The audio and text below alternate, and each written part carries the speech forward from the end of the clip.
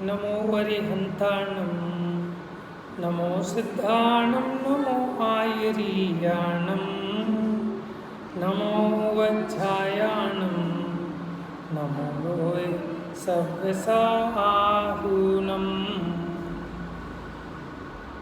मंगलमय मंगलकरण वीतराग विज्ञान नमो ताहि जाते भय अरहंतादि महान कर मंगल करि हो महा ग्रंथ करण को काज जाते मिले समाज सब पावे निज पद राज।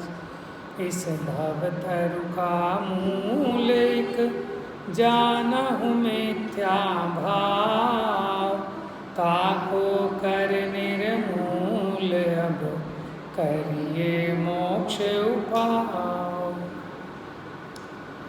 ये मोक्ष मार्ग प्रकाशक नाम का ग्रंथ पंडित टोडरमल जी ने इसकी रचना की। 7वें अधिकार में जो जैन धर्म को मानते हैं, जैनी हैं, जिन आज्ञा को मानते हैं लेकिन फिर भी उनके मिथ्यात्व रहता है, ऐसे जैन मिथ्या दृष्टियों की भूलों का कथन ये 7वें अध्याय में किया है। तो सबसे पहले यहाँ निश्चयाभासी का प्रकरण प्रारंभ किया, फिर व्यवहाराभासी का और अब उभयाभासी का। उभयाभासी किसे कहते हैं? उभय का मतलब होता है दोनों, जिसको निश्चय का भी आभास है और व्यवहार का भी आभास है।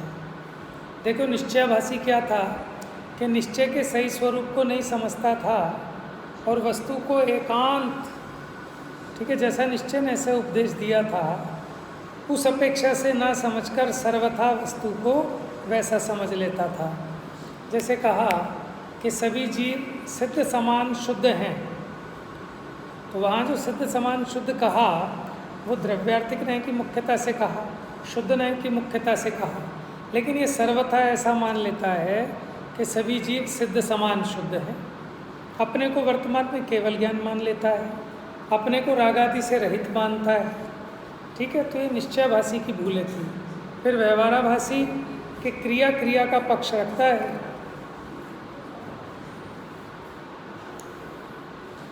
ठीक है, उसके पीछे जो परिणाम है उन परिणामों की पहचान नहीं।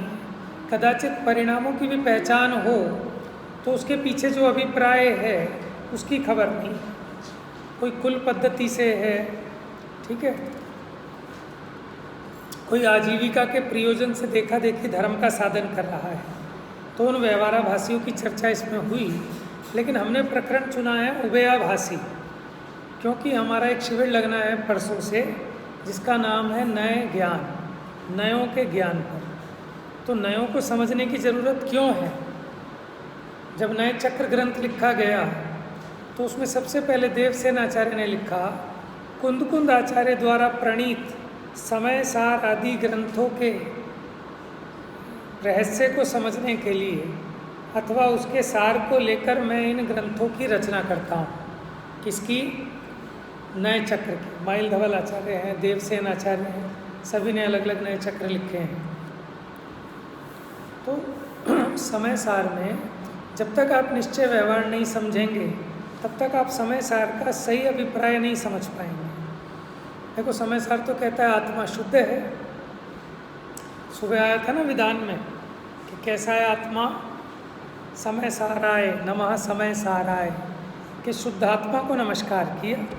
तो हम आपसे पूछते हैं शुद्धात्मा कौन है? बताइए, शुद्धात्मा कौन है? मैं स्वयं। Very good. आप बताओ बेटा, शुद्धात्मा कौन है? बताओ आंटी जी। द्रव्य कर्म, भाव कर्म, नो कर्म से रहित जो आत्मा है वो कौन है? शुद्धात्मा। ठीक है। अब आपने जवाब दिया कि मैं हूँ शुद्धात्मा, तो हम देखते हैं क्या मैं द्रव्य कर्म से रहित हूँ? क्या मैं नो कर्म से रहित हूँ? क्या मैं भाव कर्म से रहित हूँ? तो फिर मैं शुद्धात्मा कैसे? हाँ, तो आपको अपेक्षा समझनी पड़ेगी कि शुद्ध न्याय की अपेक्षा, ठीक है, शुद्ध द्रव्यार्थिक न्याय की अपेक्षा आत्मा को शुद्ध कहा, क्योंकि शुद्धता कहीं बाहर से नहीं आएगी, ये आत्मा स्वयं शुद्ध रूप परिणमित होगा। खदान में किट्ट कालीमा सहित जो सोना है अभी वो आपको कोयले जैसा दिखता है, ठीक है, लेकिन कोई जोहरी हो तो उसको उसमें स्पष्ट सोना दिखाई देता है, तो उसी हिसाब से वो उसका रेट करता है, क्योंकि उसको अंदाज़ा है कि ये 1 किलो का जो पत्थर है इसमें से 1 तोला सोना निकल जाएगा, तो उसे ही देखकर वो उसका भाव लगाता है। यद्यपि अभी दिख नहीं रहा है, नहीं, लेकिन उसको दृष्टि में समझ में आ रहा है कि इसी में से निकलेगा, तो फिर वो उस पर वर्क करता है और फिर उसमें से सोने को पुरुषार्थ पूर्वक निकाल लेता है। तो यहाँ जो आचार्य देव ने कहा कि सभी आत्मा शुद्धात्मा है, तो वो ऐसे ही समझना शक्ति की अपेक्षा। देखो शुद्धात्मा 2 प्रकार के, कौन बताएगा? शुद्धात्मा 2 प्रकार के कौन कौन से?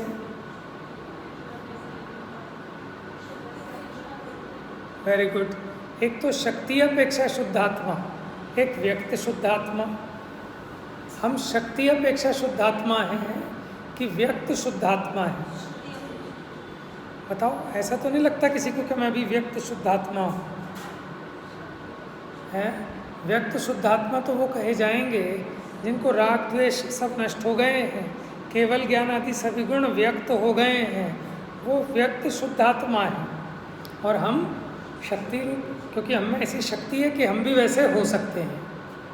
दूसरा, एक है कारण शुद्धात्मा, एक है कार्य शुद्धात्मा। कार्य शुद्धात्मा क्या है कि जब हम में से सिद्ध दशा प्रकट होगी, जब मैं सिद्ध रूप हो जाऊंगा तो वो कहलाएगा कार्य समय सार, ठीक है। लेकिन वो प्रकट कैसे होगा, किस में से होगा? तो वो तो मैं ही वस्तु हूँ, तो मैं हूँ कारण समय सार, ठीक है। तो ये आपको समझना चाहिए कि कहाँ क्या अपेक्षा है, लेकिन नयों को समझे बिना आप ये पकड़ नहीं पाएंगे। जरूरी नहीं है कि हम वचनों में आपको हर जगह बताएं। जैसे आचार्य ने अपनी टीका में हर जगह बताया कि ये इस नए से कथन है, ये इस नए से है, लेकिन अमृतचंद्र आचार्य देव ने ऐसा नहीं बताया, क्योंकि वो मान के चल रहे हैं कि मेरे जितने श्रोता हैं वो सारे प्रबुद्ध हैं, या यूँ कहो कि अमृतचंद्र आचार्य के श्रोता प्रबुद्ध थे, ठीक है, इसलिए उन्हें नयों के नाम बताने की आवश्यकता नहीं हुई। लेकिन अपने को तो समझना पड़ेगा कि किस अपेक्षा क्या बात चल रही है, क्योंकि आप आज ग्रंथ सुनोगे उसमें कहेंगे आत्मा में राग है ही नहीं, और कल सुनोगे तो कहेंगे कि आत्मा राग के कारण दुखी हो रहा है, ये राग रूप हो रहा है। तो ये क्या बात है कि दोनों की अपेक्षा न्यारी न्यारी है। देखिए ग्रंथ में देखिए, अब जो निश्चय व्यवहार दोनों नयों के आभास का अवलंबन लेते हैं, ऐसे मिथ्या दृष्टियों का निरूपण करते हैं। किसका निरूपण करना है, या सम्यक दृष्टि का कि मिथ्या दृष्टि का? कहाँ है आपका पेज, खुला नहीं? 248 उंगली रखो, कहाँ पर है? किसका विवेचन है, सम्यक दृष्टि का कि मिथ्या दृष्टि का? नहीं मिला? 248 नंबर पेज, 248। किसका वर्णन करना है, बताओ जल्दी। नहीं, अभी यहाँ क्या लिखा है? जो निश्चय व्यवहार दोनों नयों के आभास का अवलंबन लेते हैं, ऐसे मिथ्या दृष्टियों का निरूपण करते हैं। किसका निरूपण है? क्योंकि पहले निश्चय वालों निश्चयाभासी मिथ्या दृष्टियों का था, फिर जिन्हें व्यवहार का आभास है उनका था, अब यहाँ जिनको उभय आभास है, माने दोनों आभास हैं, ठीक है। देखो जैसे एक उदाहरण है पंडित अभेजी शास्त्री का बड़ा फेमस। देखो एक होता है निश्चय केला, एक होता है व्यवहार केला, ठीक है। निश्चय केला क्या है? छिलके को हटाओगे, द्रव्य कर्म भाव कर्म नो कर्म से रहित, ठीक है, जो भोगने लायक है, जिसे हम खाते हैं, वो क्या है? निश्चय केला। और व्यवहार केला क्या है? जो छिलका है वो व्यवहार केला है। तो खाने लायक क्या है, निश्चय केला के व्यवहार केला? निश्चय केला खाने लायक है, तो व्यवहार तो फेंकने लायक है। वो तो कचरा है। ठीक है, अब गए दुकान पे खरीदने कि सब कैसे दिए हैं, कि सब जैसे राजस्थान साइड में तो किलो के हिसाब से बिकते हैं। उसने कहा 100 रुपये किलो। ठीक है भाई, दे दे। और उसने तोला कि छिलके क्यों तोल रहा है, मैंने तो केले का रेट लगवाया है। समझ में आया?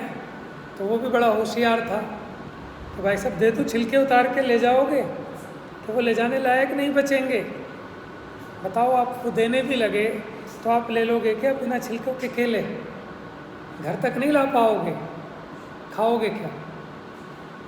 तो इसका मतलब छिलके की भी अपनी आवश्यकता है। जब तक आपको खाना नहीं हो वो उसको सेफ्टी देता है, सुरक्षा प्रदान करता है। और अंदर में माल कैसा है वो छिलके को देखकर अंदाज़ा लगता है आपको कि ये तो बहुत अच्छा मीठा केला होगा, ये कच्चा केला होगा। कैसे पता लगा? उसकी पैकिंग से। ठीक है, लेकिन पैकिंग को खाना नहीं है, उसको तो कचरे के डब्बे में डालना है। लेकिन कब डालना है? कब डालना है? कि जब आप केला खाएं तब। दूसरी बात देखो, ध्यान से सुनो। जो केले का छिलका है वो केला है कि कूड़ा है? हाँ बताइए, केला है कि कूड़ा है? बोलो भैया, बताएगा समझदार बच्चा। क्वेश्चन नहीं सुना? लिखो मत ज़्यादा, सुनो पहले। जो केले का छिलका है वो केला है कि कूड़ा है?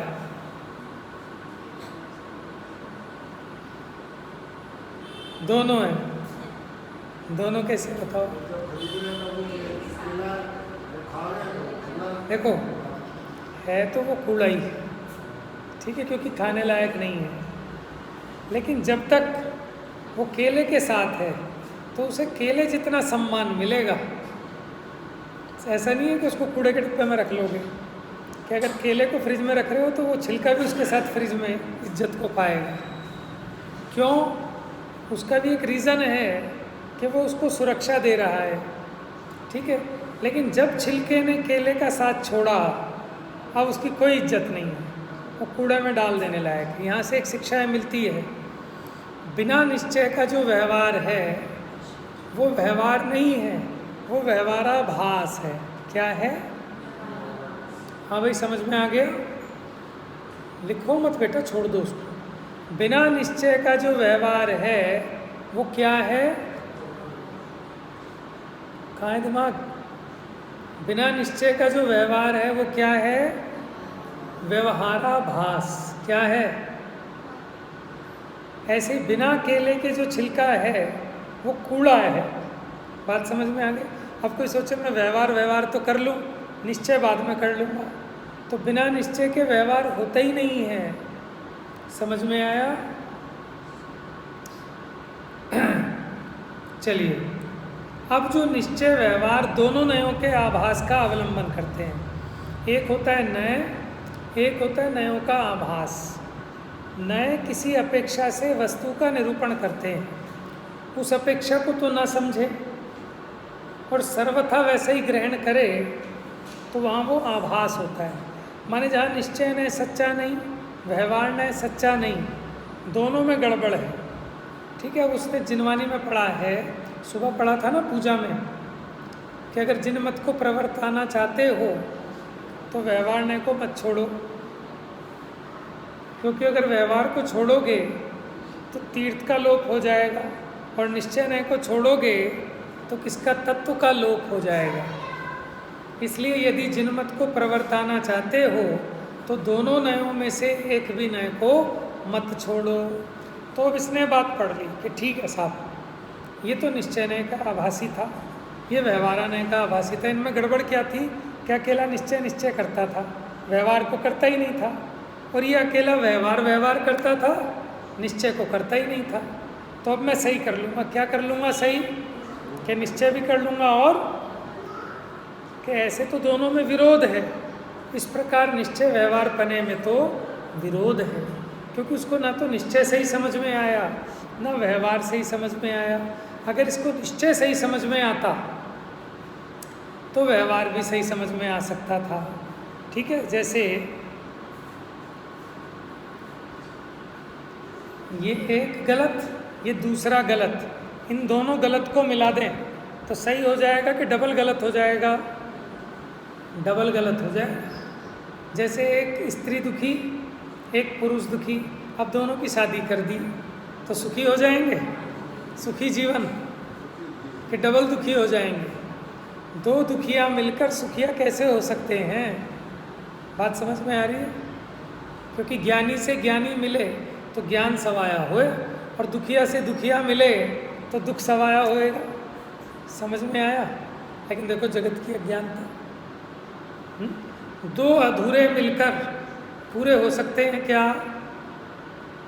दो अधूरी चीज़ें मिला दो तो पूरी नहीं होंगी, वो दो अधूरे ही रहेंगे। तो इसी प्रकार उसने निश्चय नय को भी सही नहीं समझा था, मिथ्या समझा था, व्यवहार नय को भी मिथ्या समझा था। अब दोनों मिथ्या नयों को मिला दिया, ठीक है, तो क्या सोचता है कि अब मेरा ठीक हो जाएगा? तो वो हो गया उभयाभास। इसने क्या किया कि केला खाने लायक था और छिलका फेंक देने योग्य था, लेकिन इसने कहा दोनों की इम्पोर्टेंस है, और जब 100 रुपये किलो में तुला है ये छिलका, तो इसको क्यों फेंक दूँ? तो केले के साथ छिलका भी खाए तो फिर वो पशु कहलाता है। समझ में आए? नाज सम्मिलित घास को जो खावे गजराज, भिन्न स्वाद समझे नहीं, समझे मीठी घास। समझे मीठी घास नाज को ना पहचाने, त्यों अज्ञानी जीव निजातम स्वाद न जाने। वो पशु का चिन्ह है कि वो छिलके के साथ खा जाता है, उसको पता ही नहीं छिलका कड़वा है और जो अंदर का केला है वो मीठा है। ऐसे ही अगर ये निश्चय और व्यवहार, निश्चय व्यवहार नहीं, निश्चयाभास और व्यवहाराभास, इन दोनों आभासों को एक साथ ग्रहण करेगा तो वो हो जाएगा उभयाभास। ठीक है, अब थोड़ी सी भूमिका बन गई। प्रकरण कठिन है, मुझे तो आप में सिर्फ एक जिज्ञासा जागृत करनी है कि नयों को समझना कितना आवश्यक है। बिना नयों को समझे आप जैन धर्म का रहस्य नहीं समझ सकते।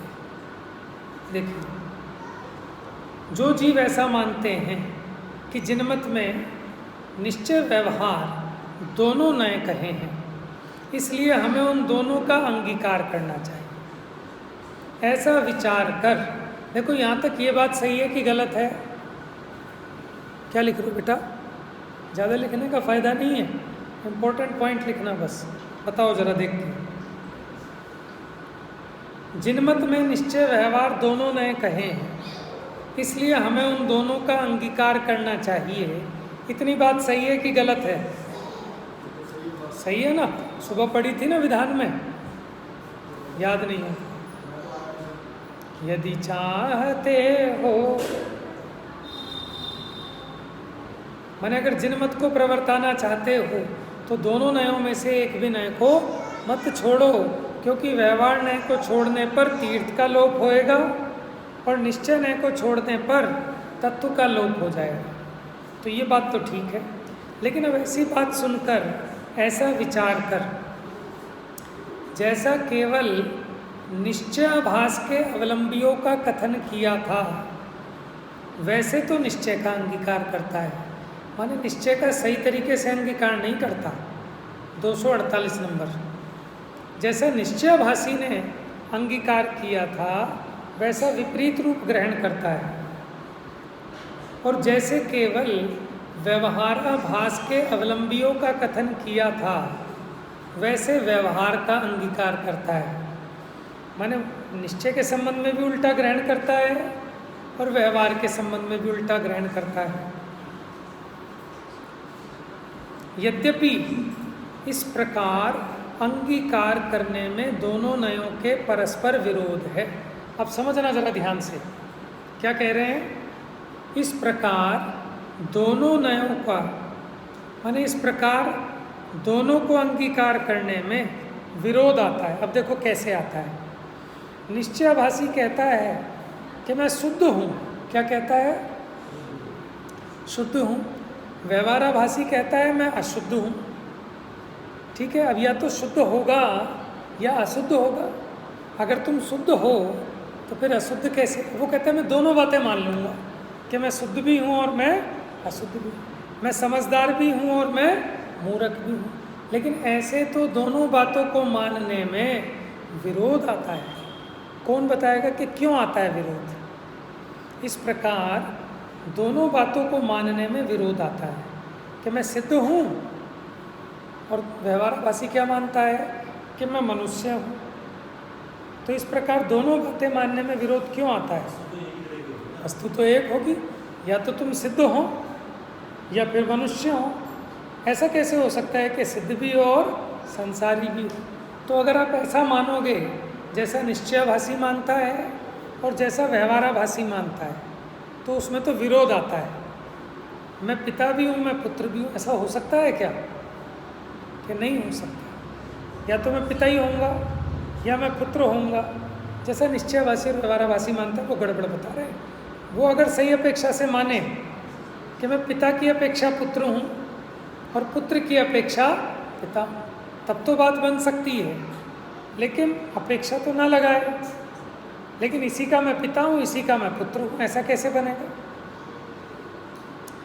तथापि करे क्या? सच्चा तो दोनों नयों का स्वरूप भाषित हुआ नहीं, और जिनमत में दो नए कहे हैं उनमें से किसी को छोड़ा भी नहीं जाता। अब देखो, आप उसकी प्रॉब्लम देखो बेचारे की, उभयाभासी की, कि दोनों नयों का सच्चा स्वरूप तो समझ में आया नहीं, लेकिन कहा है कि दोनों का ही अंगीकार करना है, तो दोनों में से एक भी छोड़ना नहीं है। इसलिए भ्रम सहित कैसे दोनों का साधन साधते हैं वे जीव भी मिथ्या दृष्टि जानना। इतनी बात समझ में आई किसी को? हाँ, ज्ञप्ति समझ में आई बेटा? हाँ, समझ में आई? आ रही है कुछ कुछ समझ में? आपको आ रही है समझ में? कुछ कुछ आ रही है। पीछे नहीं आए तो पूछना, नहीं तो फिर आगे बढ़ना बेकार है। ठीक है? हम क्या करते हैं कि हम किसी को देख देख कर, ठीक है ना, हमें पूरा धर्म करना है। तो कंप्लीट धर्म कैसे होगा कि कोई तो निश्चयाभासी हो रहे हैं कि आत्मा शुद्ध है, आत्मा शुद्ध है, आत्मा शुद्ध है, ऐसा कहते रहते हैं। ना पूजा करते, ना पाठ करते, ना व्रत तप उपवास करते। और कोई ऐसे व्यवहाराभासी बस व्रत तप क्रियाकांड करते रहते हैं, शुद्ध आत्मा की खबर नहीं। तो मुझे सही मार्ग पे चलना है, तो क्या कहता है कि फिर क्या करूँगा कि मैं शुद्धात्मा हूँ, शुद्धात्मा हूँ ऐसा भी मानूंगा और व्रत तप उपवास क्रियाकांड भी करूँगा। तो कहते हैं इसमें तो विरोध आता है कि अगर तू शुद्धात्मा है, तू सिद्ध भगवान के समान है, तो फिर व्रत तप उपवास क्यों करेगा? समझ में आया? अगर ये मान लिया कि मैं निरोगी हूँ सर्वथा, तो फिर रोग का इलाज क्यों करेगा? ये तो विरोधी बातें हो गई कि मैं निरोगी हूँ और मैं दवाई भी खाऊंगा, तो क्यों खाएगा? मैं सिद्ध समान शुद्ध हूँ लेकिन मैं व्रत तप भी करूँगा। तो जब तू सिद्ध समान शुद्ध है तो फिर व्रत तप करने की जरूरत ही नहीं है। तो इस प्रकार मानने में दोनों नयों में विरोध आता है। ठीक है? और जिनमत में दो नए कहे हैं, छोड़ा कोई नहीं जाता। इसलिए ब्रह्म सहित दोनों का साधन साधते हैं वे जीव भी मिथ्या दृष्टि जानना। बात तो यहाँ पूरी हो गई। अब इनकी प्रकृति बताते हैं, माने इनका स्वरूप कैसा है, कैसा कैसा मानते हैं, क्या हरकतें करते हैं उभयाभासी। अब हम में से कोई उभयाभासी है क्या? अब देखो, तीन आभास बताए, निश्चयाभासी, व्यवहाराभासी और उभयाभासी। लेकिन उभयाभासी बड़ा मुश्किल है मिलना, ढूंढने पे भी नहीं मिलेगा, और मिल जाएगा तो आप देवता मानोगे उसे। और क्या चाहिए जीवों को? यही तो चाहिए कि सिद्ध हूँ शुद्ध हूँ ऐसा कहे और क्रियाकांड भी पूरा पाले, फिर तो हमें भगवान जैसा लगेगा। लेकिन ये समझ लेना, ये जो तीनों आभास है, निश्चयाभास, व्यवहाराभास और उभयाभास, ये क्रिया के दोष नहीं हैं, ये परिणाम के भी दोष नहीं हैं, ये अभिप्राय की भूल है। किसकी भूल है? अभिप्राय। अभिप्राय क्या होता है? मान्यता, समझ। समझ में आया? अब देखो, अब क्या गड़बड़ होती है। ये मैं सिर्फ प्रकरण इसलिए लिया है ताकि आपको नयों की आवश्यकता समझ में आए, नयों की इम्पोर्टेंस समझ में आए कि हमें नयों को समझना क्यों ज़रूरी है। क्योंकि लोग नए चक्र को समझने को तैयार नहीं होते, उन्हें लगता है तो फालतू की चीज़ है कि भाई साहब इसके बिना आपको समय सार समझ में नहीं आएगा। आप उठाओ समय सार। सबसे पहले जब उन्होंने वो छठी गाथा लिखी, न विहोदी अपमत्तो न पमत्तो जान गोद जो शुद्धो एवं भणंति शुद्धम नादो जो सो दूसो चेव। अब ये गाथा में आपको पहले निश्चय व्यवहार समझना पड़ेगा, नहीं तो ये गाथा समझ में नहीं आएगी। फिर 7वें नंबर की गाथा कि व्यवहार ने कहता है कि ज्ञानी के दर्शन है, ज्ञान है, चारित्र है। ज्ञानी के न दर्शन है, न ज्ञान है, न चारित्र है, इसलिए आत्मा शुद्ध है। तो क्या आत्मा में दर्शन ज्ञान चारित्र नहीं है? लेकिन वो 7वीं गाथा कैसे समझोगे बिना निश्चय और व्यवहार को समझोगे। 8वीं गाथा फिर कहती है कि जैसे व्यवहार के बिना अनार्य भाषा के बिना समझा सके नानार्य को ही समझा सके ना व्यवहार बिन परमार्थ। कि जैसे मलेच्छ को मलेच्छ भाषा ही समझ में आती है। माने अगर कोई तमिलनाडु का व्यक्ति हो, उसे आप हिंदी में बात करो तो उसको समझ में नहीं आएगी, उसे उसी की भाषा में बोलोगे तो समझ में आएगी। उसी प्रकार संसारी अज्ञानी जीव वो व्यवहार की भाषा ही समझते हैं, परमार्थ की भाषा नहीं समझते। आप उन्हें कहोगे ज्ञान दर्शन का पिंड में आत्मा हूँ, उनको समझ में नहीं आएगी, उनको ऐसे ही समझाना पड़ेगा। ये 5 इंद्रियों वाला ये जीव है, जिसको क्रोध मान माया लोग होते हैं, ये जीव है, ऐसे व्यवहार से समझाना पड़ेगा। वहाँ उदाहरण दिया, जैसे कोई ब्राह्मण गुजरा, रास्ते में उसे मलेच्छ व्यक्ति नज़र आया, तो उस ब्राह्मण ने उस मलेच्छ व्यक्ति को क्या बोला? स्वस्ति। अब उसको समझ में नहीं आया, तो वो कैसे देखने लगा? मेंढे की भांति आंखें फाड़ फाड़ कर देखते क्या कह रहे हैं। समझ में आया? क्यों देखता है ऐसा? उसको समझ में नहीं आया कि क्या कह रहे हैं, गाली दे रहे हैं, क्या आशीर्वाद दे रहे हैं। अब कैसे उसका उपकार होगा? हाँ, अब उपकार का एक तरीका है कि कोई मीडिएटर बीच में आए, दुभाषिया, कि उसकी भाषा को उसकी भाषा में कन्वर्ट करके समझाया, तब वो हो ये तो मेरे बड़े परम उपकारी हैं, ये मेरे को आशीर्वाद दे रहे हैं कि मेरा कल्याण हो, और वो भी अविनाशी कल्याण हो। ये सुनकर उसकी आंखों से अश्रुपात होने लगे, भाव वासना हो गई। उसी प्रकार ये जिनवाणी क्या कह रही है? ये नयों की भाषा में निबद्ध है। ये तो कह रही है कि आत्मा शुद्ध है, लेकिन आपको समझ में ही नहीं आएगा कि क्यों कह रही है, किस अपेक्षा कह रही है। ये कहे कि तू संसारी है, तू पामर है, आपको समझ में ही नहीं आ रहा किस अपेक्षा कह रही है। तो फिर बीच में दुभाषीय के रूप में आचार्य देव आए, और उन्होंने जिनेंद्र भगवान की वाणी को हमको हमारी भाषा में समझाया। माने हम व्यवहार की भाषा समझते हैं, तो व्यवहार की भाषा में समझाया तो हमें परमार्थ समझ में आया, तब इसका कल्याण हो। फिर 10वें नंबर की गाथा, 11वें नंबर की गाथा, 12वें नंबर की गाथा, ये सब निश्चय व्यवहार को बताने वाली गाथाएं हैं। माने समय सार के प्रारंभ में 12 गाथाएं क्यों?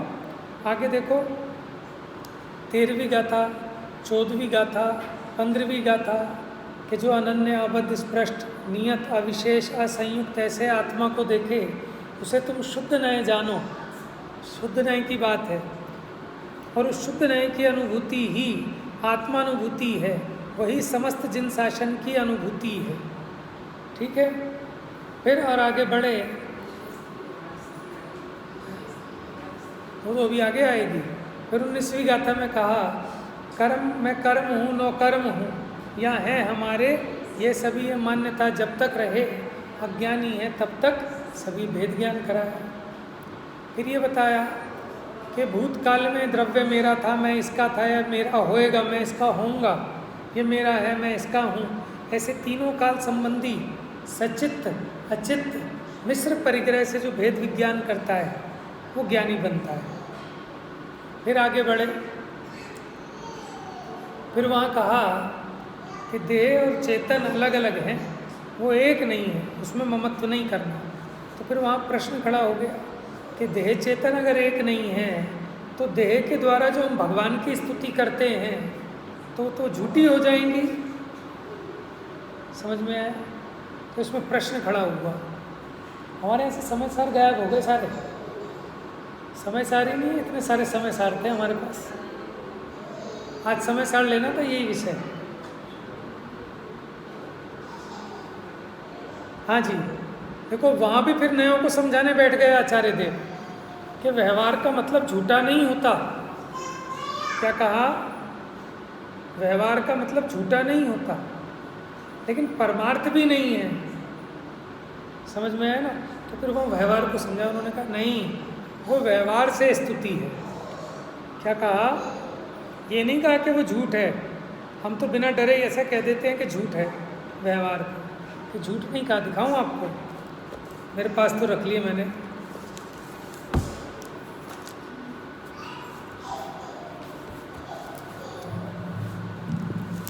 ये 26 नंबर की गाथा है।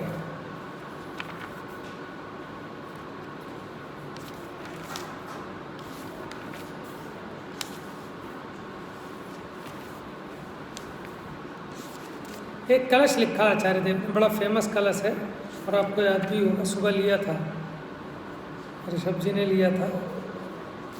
क्या है? आई कथम पिमृत्वा तत्व कौतूहली सन अनुभव भव मूर्ते पार्श्ववर्तीर्मुहूर्तम रथगत विलसंतम स्वं समालोक्य येन त्यजसि जगति मूर्त्या साकमेकत्वमोहम्। क्या कह रहे हैं? कि पड़ोसी की बात है कि शरीर का पड़ोसी बन जा। निज तत्व का कौतूहली अर पड़ोसी बन देह का, हे आत्मन जैसे बने अनुभव करो निज तत्व का। जब भिन्न पर से सुशोभित लख स्वयं को तब शीघ्र ही तुम छोड़ दोगे देह से एकत्व के इस मोह को। 23 नंबर के कलश में शरीर से भेद ज्ञान कराया कि इसका पड़ोसी बन, ये तू नहीं है, ये तेरा पड़ोसी है। फिर गाथा आई 26 नंबर की। अब यहाँ अप्रतिबुद्ध को समझाते हैं। क्या? जदि जीवोण शरीरम तिथैरायति सन्तु दीचेव सव्वा विहवदिमिच्छा तेण दुआदाहवदि देहो। तो किसके पीछे प्रकरण ये चला? उन्होंने कहा देह और शरीर एक नहीं हो सकते, क्योंकि सर्वज्ञ भगवान ने जीव का लक्षण उपयोग देखा है। क्योंकि अज्ञान मोहित मति वो अबद्ध और बद्ध पुद्गल को कहता है कि मेरा है। सर्वज्ञ ने तो जीव का लक्षण उपयोग देखा है। उपयोग किसे कहते हैं? जानना, देखना। तो तू पुद्गलमयी कैसे हो सकता है जो तू ऐसा कहता है कि ये तेरा है? अगर ये तेरा हो तो तू पुद्गल हो जाएगा, या फिर वो पुद्गल जीव हो जाए। लेकिन ऐसा कभी भी होता? तो उन्होंने कहा अगर जीव पुद्गल एक नहीं होते, यदि देह ना हो जीव तो तीर्थंकरो काय स्तवन सब असत होगा, इसलिए बस देह ही है आत्मा। हमने जितने पुराण लिखे, जितने तीर्थंकरों की स्तुति की, यही शांत राग रुचि भी परमाणु भेस्त्वम निर्मापितस्त्रिभुवनैकललाम भू तावन्त एव खलु तेऽप्यणवः पृथिव्यां यत्ते समानमपरं नहि रूपमस्ति। तो भगवान आपके जैसा रूप किसी का नहीं है। जितने भी 3 लोक में शांत, राग से रहित, जितने परमाणु थे वे सब के सब आप में आकर लग गए। जगत में उन्हें कोई और ऐसा योग्य व्यक्ति नहीं मिला।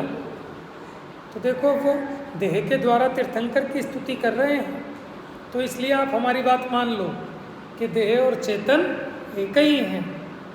और फिर आगे कहा कि देखो ऐसी स्तुतियाँ बहुत लिखी, एग्जाम्पल दिया। लोक मानस रूप से रवि तेज अपने तेज से, जो हरे निर्मल करें दश दिश कांतिमय तन तेज से, कि जो अपने शरीर की कांति से दसों दिशाओं को धो डालते हैं। सूरज की जो उसका प्रकाश है वो भी उसके सामने फीका पड़ जाता है।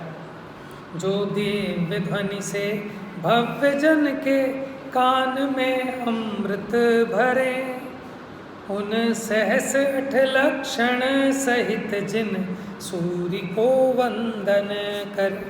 जो 1008 लक्षण बता रहे हैं। और जो दिव्य ध्वनि है, तो दिव्य ध्वनि पुद्गल है कि चेतन है? जो वाणी है, शब्द हैं, वो तो पुद्गल के हैं। आप उन शब्दों के द्वारा भगवान की स्तुति कर रहे हो। और अगर आप कहोगे कि देह और चेतन अलग अलग हैं, पुद्गल और जीव अलग अलग हैं, तो फिर ये सारी स्तुतियाँ झूठी हो जाएंगी।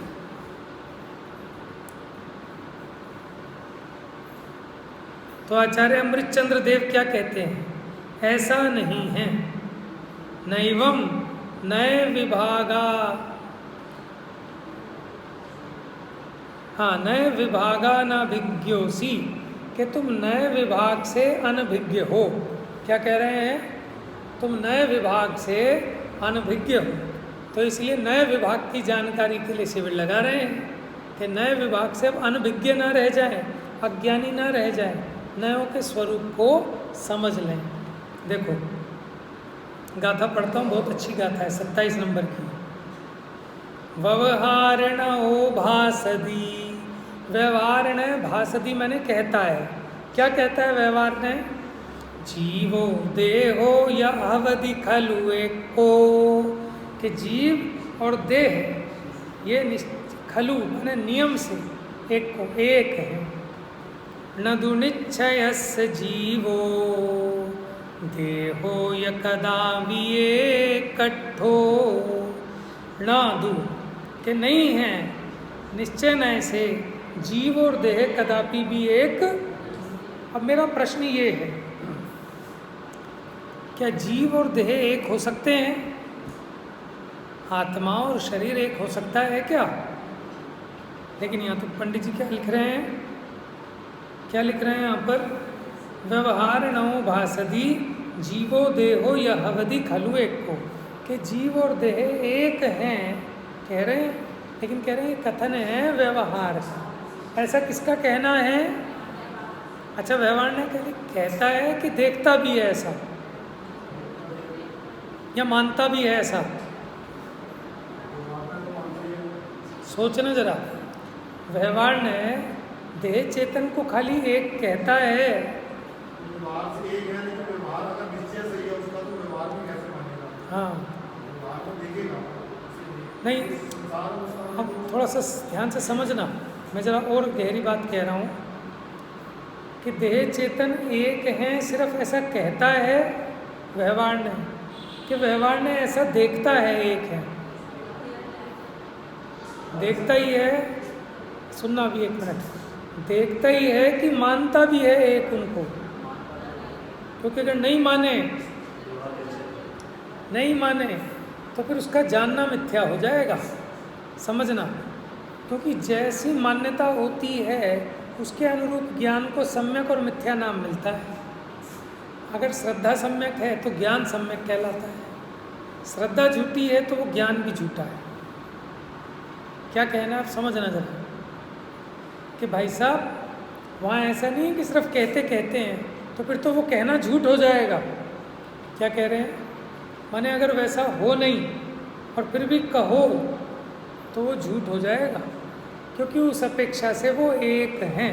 वो कौन सी अपेक्षा? वो व्यवहार ने की अपेक्षा, क्योंकि व्यवहार ने संयोग दृष्टि से कथन करता है। समझ में?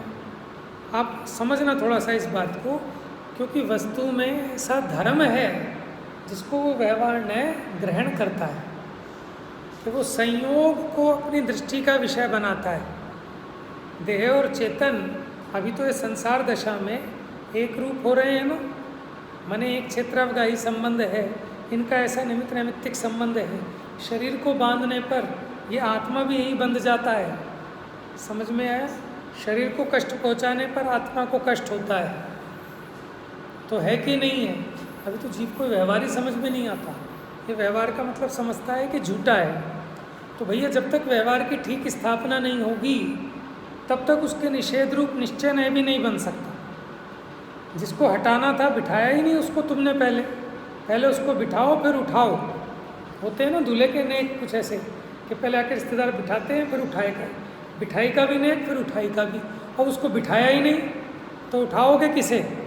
उठाने के लिए भी बिठाना जरूरी है कि साहब जब उठाना ही है तो बिठाएं क्यों? कि जब घोड़ी पे से उतर नहीं है तो फिर चढ़ें क्यों? ट्रेन में से उतर नहीं है तो बैठे क्यों? तो बैठना भी ज़रूरी है। और अब साबुन धोना ही है तो फिर लगाएं क्यों? कि नहीं भाई साहब लगाना भी पड़ेगा और साबुन को हटाना भी पड़ेगा, लेकिन कब लगाना और कब हटाना इसका ज्ञान बहुत ज़रूरी है। बात आ रही है समझ में भाई? मुश्किल पड़ रही है? हाँ आप पूछो भाई साहब, आप कुछ पूछ रहे थे, हो गया समाधान?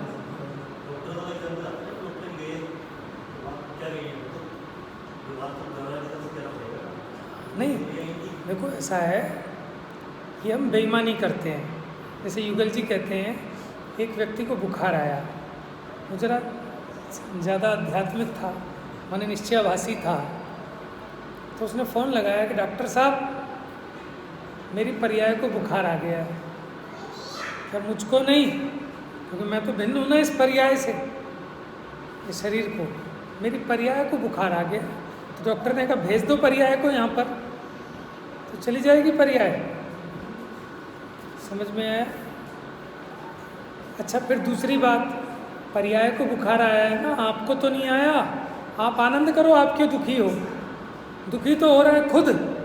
और क्या कह रहा है? शरीर को बुखार आया है, कि शरीर को आया रहने दे, तू क्यों दुखी होता है? तो इससे समझ में आता है कि बातें बनाता है, ये बेईमान है। समझ में आया? तो हम तो सच्ची ईमानदारी सिखा रहे हैं कि जिस अपेक्षा एक है उस अपेक्षा इसको एक भी मानो, और जिस अपेक्षा भिन्न भिन्न है उस अपेक्षा इसको भिन्न भिन्न भी मानो। हम कह रहे हैं निश्चय न्याय को अंगीकार करो, निश्चयाभास को छोड़ दो। व्यवहार न्याय को अंगीकार करो, व्यवहाराभास को छोड़ दो। अब ये क्या कर रहा है कि निश्चय न्याय के सही स्वरूप को तो समझ नहीं रहा। समझ में आया? व्यवहार न्याय के भी सही स्वरूप को नहीं समझ रहा। बहुत आसान सी चीज़ है, लौकिक में हम चतुर हैं इन चीज़ों में, लेकिन यहाँ हमने पता नहीं पढ़ के एक नया ग्रहित मिथ्यात्व पैदा कर लिया है। ये जो निश्चयाभास और व्यवहाराभास है ये नए पढ़ सुनकर सीखे हैं, अनादि से नहीं है, इसलिए ग्रहित मिथ्यात्व है। तो कैसा मानना कि जिस अपेक्षा ये एक हैं उनको उस अपेक्षा एक मानना। ठीक है, हम जो कह रहे हैं कि भिन्न हैं, सर्वथा भिन्न मानोगे तो भी आपत्ति आएगी। 46 नंबर की गाथा है कि अगर देह और चेतन अगर एक होते ही नहीं तो जैसे राख को मसल देने पर हिंसा होती है क्या? नहीं होती। उसी प्रकार चींटी को मसल दो, क्योंकि जीव तो अजर अमर है और देह और चेतन अलग अलग है। देह तो जड़ है, तो चेतन कहाँ मरा? तो फिर तो हिंसा होनी नहीं चाहिए। समझ में आया? और अगर ये व्यवहार में ना हो ना तो सब पशु हो जाएं। पशुओं में माँ का, बहन का, बेटी का कोई भेद नहीं होता, लेकिन मनुष्य में होता है, और वो यथार्थ है उस अपेक्षा। तो उसको देखने वाला नए बड़ा उपकारी है, बड़ा उपयोगी है, ये परमार्थ तक ले जाने वाला है। समझ में? उस अपेक्षा आचार्यों ने संसारी आत्मा को मूर्तिक भी कहा है। क्या कहा है? आत्मा कैसा है? मूर्तिक है कि अमूर्तिक है? अमूर्तिक है, लेकिन द्रव्य संग्रह की गाथा पढ़ लो क्या है? बोलो दूसरे नंबर की गाथा क्या है?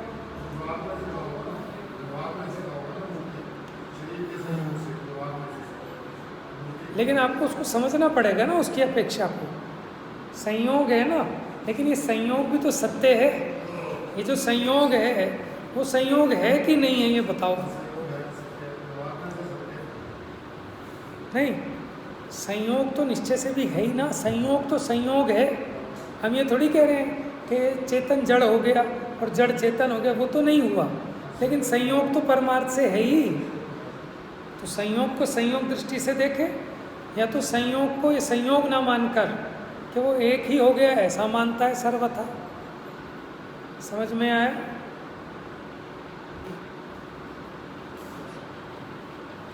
हाँ। या फिर ये मानता है कि है तो संयोग में, बुद्धि तो इसी में पड़ी है सुख बुद्धि, लेकिन बातें बनाता है। तो फिर उसमें तो फिर स्वच्छंदता होती है कि मैं तो भोजन खाता ही नहीं हूँ, तो रात में क्या छोड़ूँ? मैं तो दिन में भी नहीं खाता, मैंने आज तक दिन में भी नहीं खाया, खाया तो इस देह ने, और मैं तो अकर्ता हूँ, तो मैं इसका क्या छुड़ाऊँ और क्या करूँ? इसका जो होना है वो नक्की है। जो जो देखी वीतराग ने सो सो होसी वीरा। बातें तो सच्ची कर रहा है, लेकिन प्रयोजन उल्टा पुष्ट कर रहा है। बातें तो जिनवाणी की कर रहा है। बात समझ में आई? तो जब तक अपना अभिप्राय निर्मल नहीं होगा, जब तक हम तत्व को सही अपेक्षा से समझेंगे नहीं, तब तक बात बनने वाली नहीं। देखो, शुद्धात्मा की उपलब्धि, ठीक है, कब होगी? जैसे हमने आपको चांद दिखाना है, तो हमने उंगली से कहा ये चांद है, तो पहले तो आप हमारा इशारा सही समझो, पहले तो आप इस उंगली को देखना सीखो। अगर आपको इस उंगली को ही देखना नहीं आया तो चांद कैसे दिखेगा? अब उंगली को देखना भी आ गया, लेकिन अब उंगली को ही देखते रहो। हम तो चांद दिखा रहे हो, तुम उंगली को ही देख रहे हो, तो भी चांद नहीं दिखेगा। बात समझ में आई? तो इन नयों को देखे बिना, नए क्या है? नए मैंने होते हैं जो ले जाएं, नयति इति नयः, जो आपको ले जाएं उसे कहते हैं नए। कहाँ ले जाएं? कि जो आपको चाहिए, अपने स्वरूप की सिद्धि तक पहुँचा दें, उसको कहते हैं नए। ठीक है, वहाँ तक ले जाएंगे। और नए का मतलब होता है दृष्टि, नयन से बना है, देखने का नजरिया। जोहरी के पास है, कहते हैं ना, जोहरी वो कोयले में से भी हीरा ढूंढ लेता है ना। उस पारखी को पहचान होती है हीरे की। दिखने वालों को लगेगा कोयला है, लेकिन उसको दिख रहा है कि इसको तराश लूँगा तो ये हीरा बन जाएगा। तो यहाँ आचार्य देव ने ये नहीं कहा। क्या कह रहे हैं? तो कह रहे हैं कि भाई फिर तो तीर्थंकरों की, आचार्यों की व्यवहार से की गई स्तुति झूठी हो जाएगी, क्योंकि वहाँ तो देह और आत्मा को एक मानकर स्तुति की है। 2 गोरे 2 सांवले 2 हरियल 2 लाल है, और शेष 16 कंचन वर्ण के तिने नमो तीहूं काल। तो फिर तो ये स्तुति भी झूठी हो जाएगी। तो वो कहते हैं ऐसा नहीं है, मतलब ये स्तुति झूठी नहीं है। बात समझ में आ रही है? ऐसा नहीं है मतलब कि वो स्तुति झूठी नहीं है।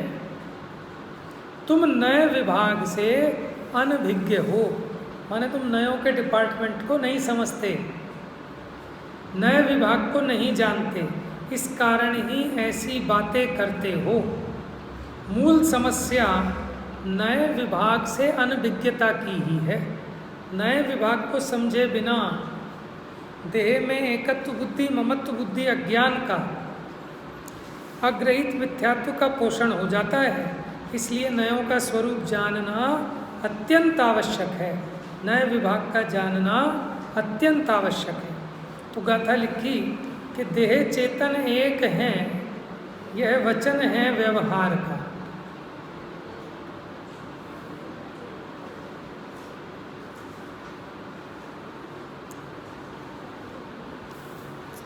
और ये एक हो सकते नहीं, यह कथन है परमार्थ का। देखो, दूध और पानी को मिलाया, ठीक है। अच्छा देखो, 1 गिलास दूध में 2 चम्मच चीनी मिलाई, अब दूध कैसा हो गया, जल्दी जल्दी बताओ। 1 गिलास दूध में 2 चम्मच चीनी मिलाई और घोल दी उसको, दूध कैसा हो गया, मीठा। अब हमने उसमें 2 बर्फ़ के क्यूब भी डाल दिए, अब दूध कैसा हो गया, ठंडा हो गया। अब आप एक बात बताओ, दूध ठंडा है कि बर्फ़ ठंडी है, दूध मीठा है कि चीनी मीठी है, बात समझ में आ रही है? दूध और चीनी मिलाए जाने पर, घुल जाने पर भी उसमें जो जो मिठास है वो चीनी की है, दूध की नहीं है। दूध का अपना टेस्ट नहीं आ रहा है, लेकिन हम दोनों को मिलाकर जब एक देखते हैं तो उस नए की अपेक्षा मीठा दूध कहना ये झूठ नहीं है। आप अगर कहो कि मीठा दूध है तो आपको झूठ नाम का पाप लगेगा क्या? क्योंकि हमने तो पढ़ लिया कि चीनी मीठी होती है। अच्छा, दाल नमकीन है कि नमक नमकीन है, लेकिन आप कहते हो दाल नमकीन है, तो आपको झूठ का पाप लगेगा क्या? क्यों? क्योंकि भैया उस अपेक्षा वो सत्यार्थ है, क्योंकि उसके संयोग में है तो वो दूध मीठा ही कहा जाएगा। लेकिन इसका मतलब ये मत समझ लेना कि 2 चम्मच से 1 गिलास मीठा बन गया तो पूरे भिगोने में 1 गिलास डालना तो सारा मीठा हो जाएगा क्या? समझ में नहीं होगा। संयोग की अपेक्षा एक कहा है। तो व्यवहार ने तो ये कहता है कि जीव और शरीर एक ही हैं। ही लगा रहा है ही, क्योंकि जब हम विवक्षा खोल देते हैं तो वहाँ ही लगाते हैं मजबूती के लिए। किंतु निश्चय न के अभिप्राय से जीव और शरीर कभी भी एक नहीं हो सकता। अब आपको ये बात समझनी है कि दोनों एक हैं तो कैसे, और अलग अलग हैं तो कैसे। फिर प्रयोजन के हिसाब से आप कभी व्यवहार को मुख्य करना, कभी निश्चय को मुख्य करना। अब आप ये मत सोचना तो आज उल्टा ज्ञान दे रहे हैं। आज तक तो हमने ये सुना है कि देह और चेतन एक है ही नहीं, एक है ही नहीं। भैया मैं नहीं कह रहा, ये तो मूल गाथा है कुंद आचार्य की कि देह चेतन एक हैं, ये कथन है व्यवहार। अब इसको समझना पड़ेगा, इसका पेटा बहुत बड़ा है। तो आज समय हो गया, आपको पता नहीं चला होगा ना टाइम। हाँ, तो समय 8 से 9 रखा हुआ है सबकी अनुकूलता के हिसाब से ना, आज और कल, और परसों भी 8 से ही है। शिविर अपना 8 बजे से ही है। सब लोग अपने अपने भाई बंधुओं को, रिश्तेदारों को, सबको बता दो। सही है ना? इनकी पढ़ाने की कला भी बहुत अच्छी है और बहुत मास्टरों को ट्रेंड किया है इन्होंने। नैतिक शिक्षण शिविर में जितने टीचर्स की ट्रेनिंग होती थी डॉक्टर अशोक गोयल ही देते थे, तो इसलिए अधिक से अधिक लाभ लें। बड़ी मुश्किल से टाइम मिलता है, आज और कल का टाइम नहीं मिल पाया उनका, बाहर हैं। तो हमने तो आप लोगों का ध्यान आकर्षित किया है सिर्फ कि क्या व्यवहार न है, क्या निश्चय न है, इनकी ज़रूरत क्यों है समझने के लिए। आप बताओ, इसको समझो बिना कैसे समझोगे? और कुंद आचार्य ने इतनी सारी गाथाएं नयों को समझाने में क्यों लगाई? ऐसे थोड़ी ना लगाई है। तो आप इसकी उपयोगिता समझें। और 6 दिन की क्लास है, 6 दिन 10 दिन की है, मैंने 28 के बाद भी चलेगी।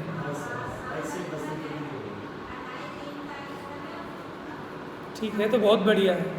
तो 10 दिन में आपका कोर्स पूरा हो जाएगा नयों का। ठीक है, सभी लोग अधिक से अधिक संख्या में पधारें। हाँ, नहीं होगा, कोई नहीं पाएगा।